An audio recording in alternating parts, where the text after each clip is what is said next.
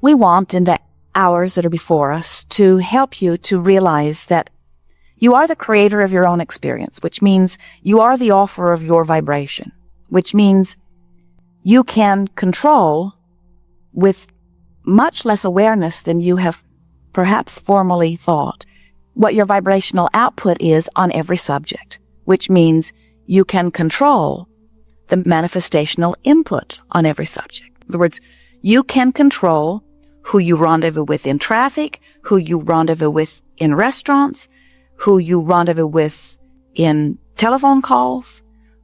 You can control the functioning of your body, the longevity of your body, the flexibility of your body, the clarity of your body. You can control the financial influx into your experience. You can control the people who will come to assist you. In other words, you, only you, are the creator of your own reality. And so we would like to help you to acknowledge, at least as a first step here today, that you want to be the creator of your own reality. Because until you acknowledge, yes, I want to do it, then everything that we will say here today will be sort of irrelevant to you. If you don't want to be the creator of your own reality, then we can't really help you here, but we encourage you to stay anyway because you are the creator of your own reality. So whether you know it or not, whether you want it to be that way or not, that is the way that it is. And it is ever so helpful to start relaxing and trusting yourself a little more and saying things such as, well, I am the creator of my own reality, and while I'm not very good yet at being the creator of my own reality, I like the idea at least that I'm the creator of my own reality, and I'm going to start paying attention to the way I feel so that I can start being more the deliberate creator of my own reality. We would like you to begin saying, it is important to me to be aware of how I feel because the way I feel is my indicator of what I'm doing vibrationally. Do you understand that? That your vibration is indicated to you through emotion. Everything around all of us, whether you are physically focused as you are or whether you are non-physically focused as we are, and really there's very little difference between the two, you are full of those like us. In other words, you cannot separate yourself from the non-physical energy and consciousness and awareness and joyousness and intelligence and willingness and helpfulness. That is us. In other words, you can't get rid of us. You can't shake us off. You can't feel bad enough that we ever go away. You can feel bad enough that you don't acknowledge that we're there. You can feel bad enough that you don't hear what we have to say. You can feel bad enough that you don't have the benefit of our presence, but you can never shake loose of your connection to source energy. It can't be done.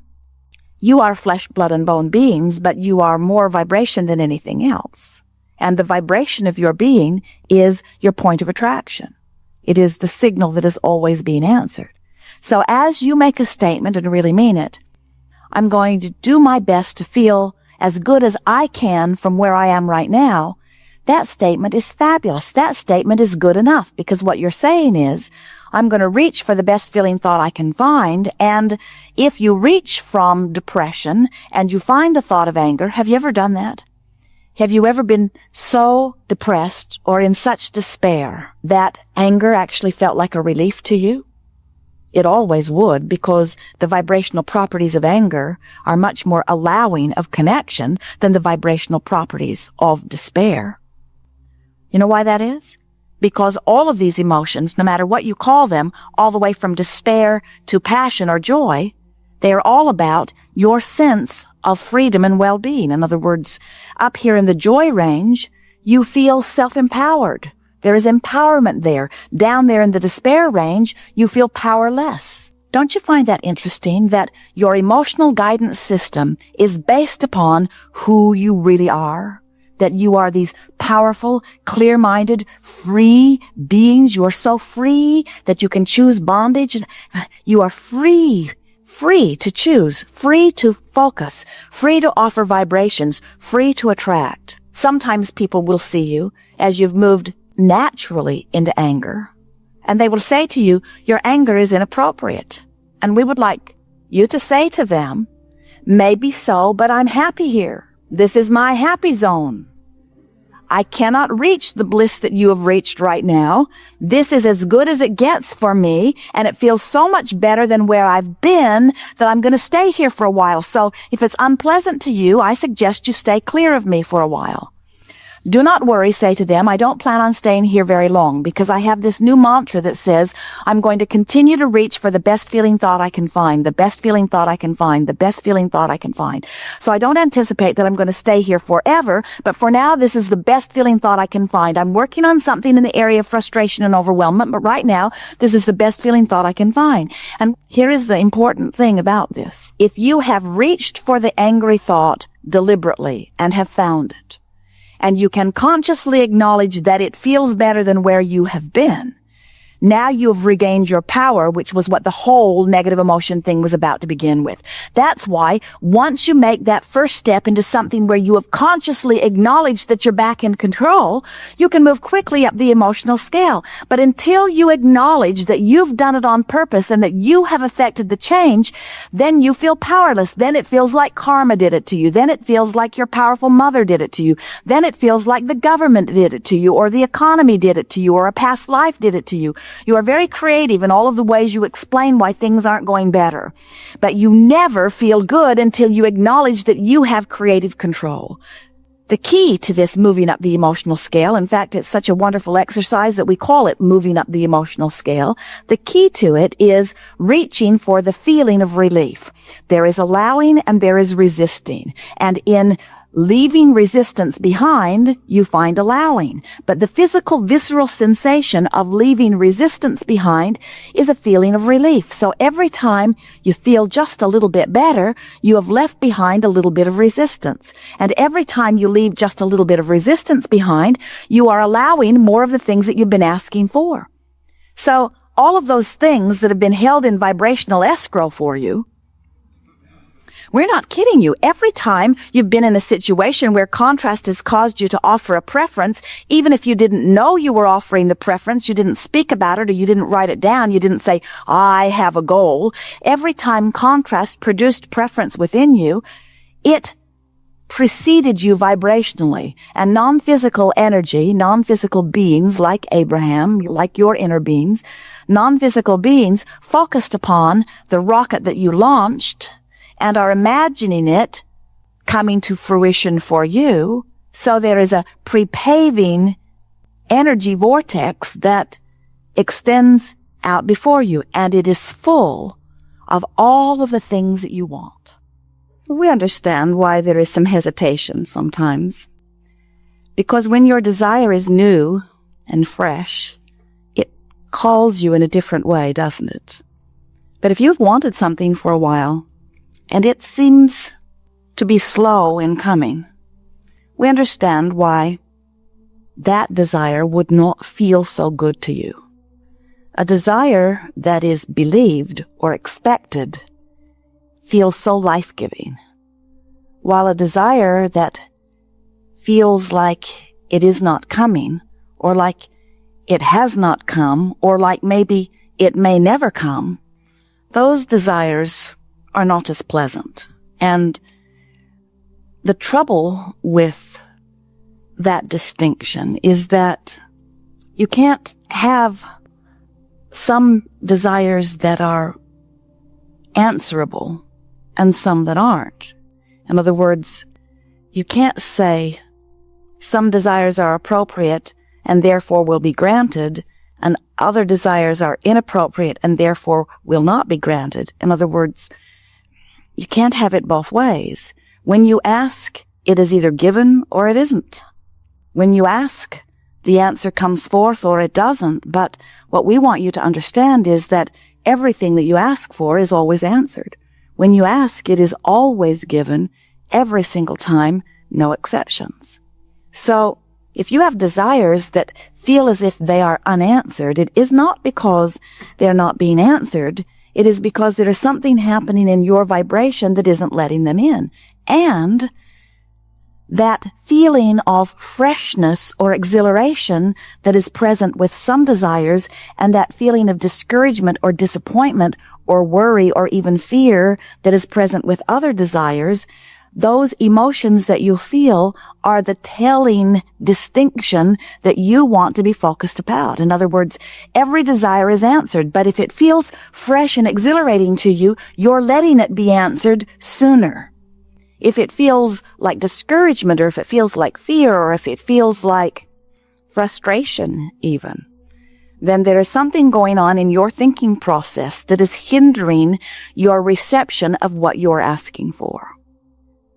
We like to help you to feel the power that you hold in the receiving or the not receiving of your own wishes or desires.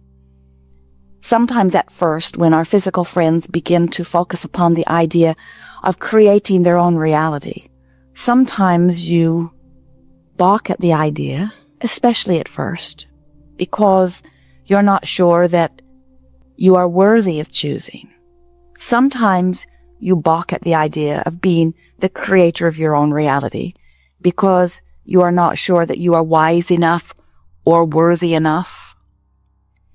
And we want, as we're moving forward here today, for you to get that one handled in your own vibration. We want you to leave this gathering no longer questioning the appropriateness of you creating your own reality. Instead, we want you to leave here knowing that not only do you create your own reality, or can you create your own reality, but no one else does. Nobody else is choosing for you. You are choosing. We want you to go with the flow. You've heard the expression, go with the flow. And we want you to realize that in the ultimate sense, what going with the flow means is going with the flow of the ideas that this time-space reality has helped to give birth to within you. In other words, if this environment has inspired the idea within you, it is our promise to you that this environment can fulfill that desire completely. You could not want it if you could not have it or be it or do it. It's not possible. The idea that you have dreamed it means that it can be yours. In fact, we would like to say to you, it means that it must be yours. But you've got to get in sync with your own desire, which means you got to go with the flow of your desire, not against the flow of your desire. How do you know when you're in the flow of a desire? It feels wonderful. It feels like passion. It feels like enthusiasm. It feels like the next logical step. It feels like well-being. How do you know when you're not going with the flow? It feels like frustration. It feels like irritation. It feels like aggravation. It feels like fear. It feels like anger. It feels like suffocation. In other words, when you're not going with the flow of what? The flow of well-being. How do we know it's the flow of well-being? It's the only flow there is. There's only a stream of well-being. You can let it in or not. If someone presses a pillow to your face and you feel deprived or suffocated from the oxygen, do you say somebody has shut the valve off for the whole world? Do you say something has happened and the air that I breathe has been siphoned from the atmosphere and now we all will be suffocated? Or do you say something is going on with me personally that is keeping me from being in the flow of oxygen? There's no source of sickness. There's no source of poverty. There's no source of bad stuff. There's no source of that sickness or stuff you do not want. But there is you, without meaning to, achieving vibrational alignment with how things are instead of with how things are desired.